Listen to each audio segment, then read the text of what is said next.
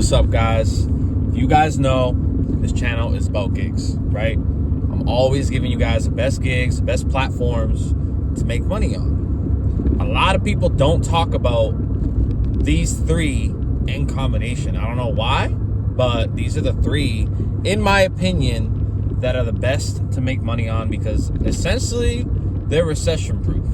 Everyone needs these things done, and it's very hard to just go about life in 2025 without these services. So I'm just going to give it to you right now. The top three platforms is any platform that does grocery delivery. For me, it's Spark. You can do Instacart, Shipt. Those are the three for those.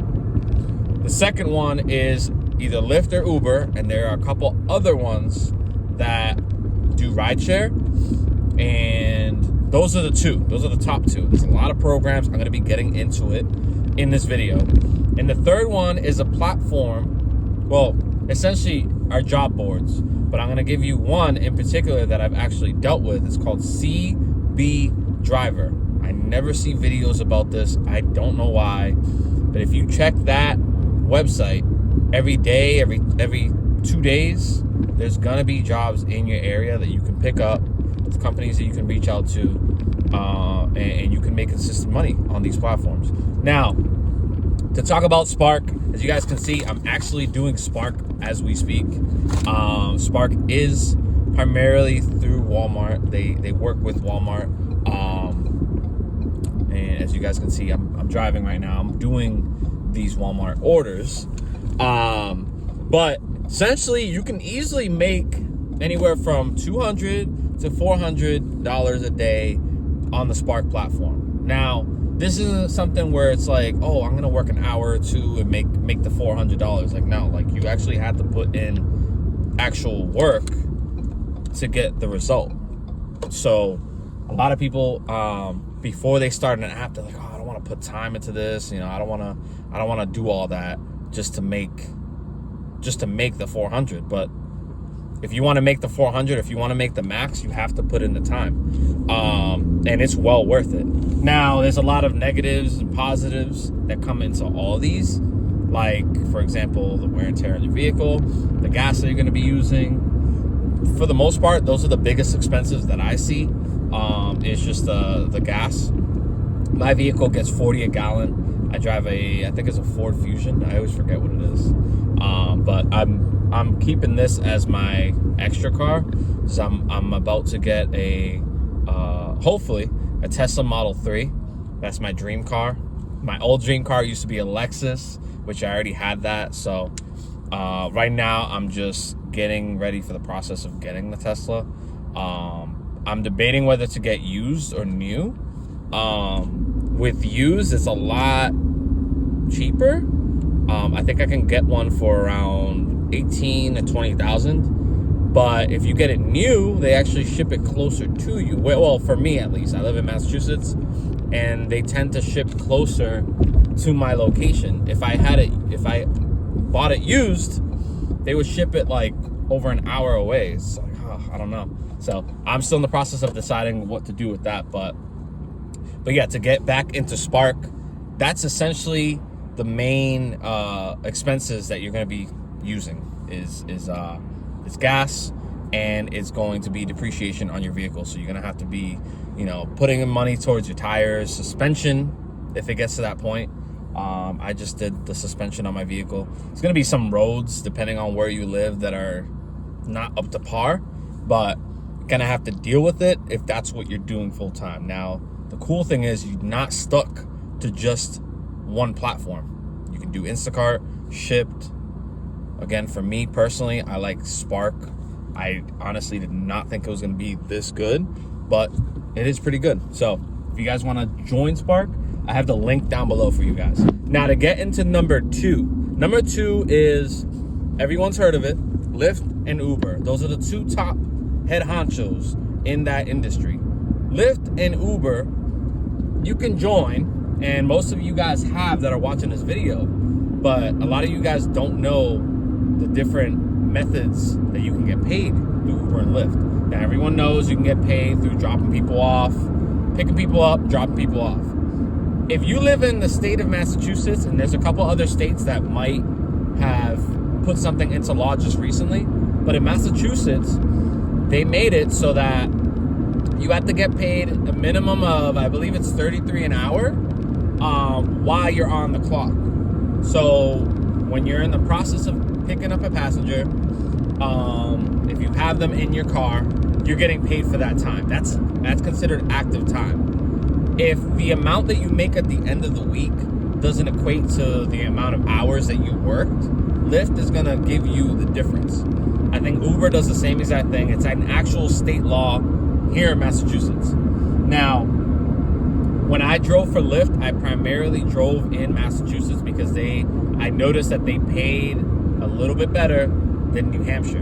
I'm on the border of both states, so I tested out both states, see how much I can make in each, and I found that I was able to make more money in Massachusetts because, one, they paid better per fare, and two, now that law is into place, I haven't taken advantage of it because it just took place January 2025, so I haven't driven for Lyft since last year, I think May of 2024, so if I want, I can always go back to doing that, and they actually have a rental program. I'm not sure how the Uber one works, but for the Lyft rental program, it is a little bit expensive, but I think personally it might be worth it if you do the electric vehicle, because you qualify for the electric vehicle incentive, where let's say you pick the most expensive one, because that's probably what I'm gonna do.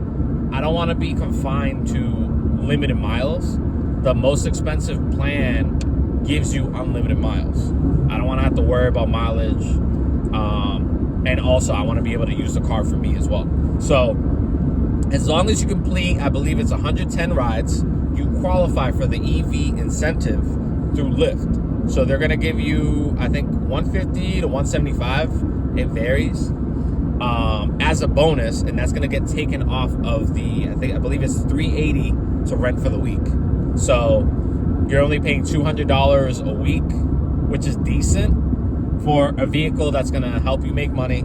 I'm sure you can write that off on your taxes as well when you go to file. Whether you file quarterly or you just file once a year, you can probably write that, what it costs to rent the vehicle, you can write that off. I'm going through tolls. I always try my best to avoid the tolls. It's such a waste of money. Especially when I'm doing these. I don't want to pay tolls. I'd rather just go on the back roads.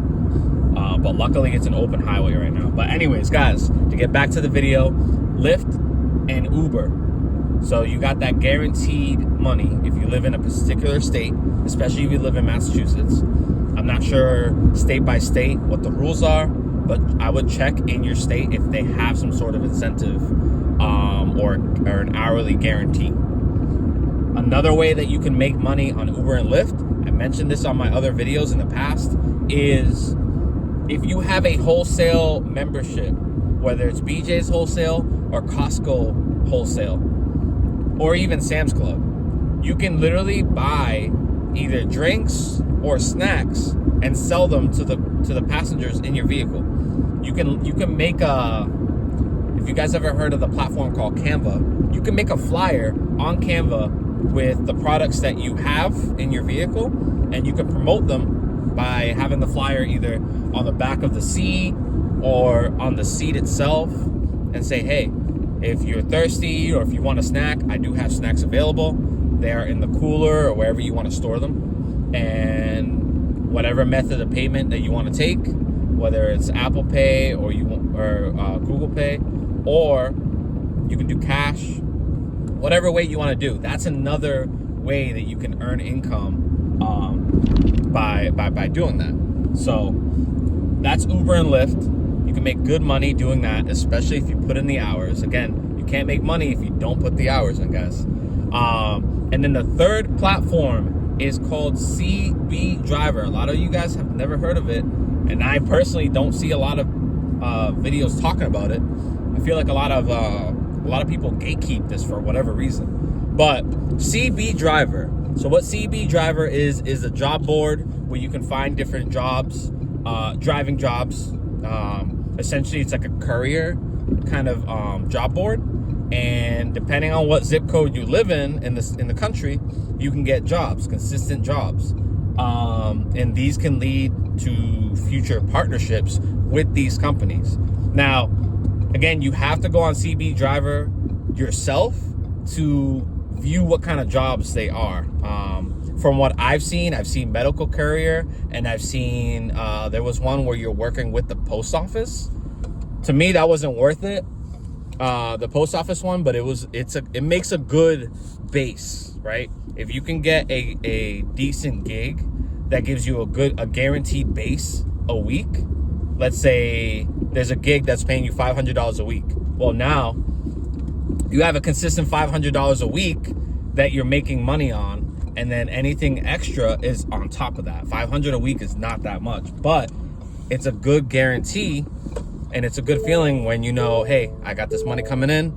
Now anything extra that I do is stacking on top of that, right? So those are the 3 platforms that I do recommend. Definitely check those out, and let me know in the comments which ones are you checking out, which ones are popular in your area. But until then, that's gonna wrap up the video, guys. I'm just getting to this customer's place right now, so I'll catch you guys on the next one. Take care.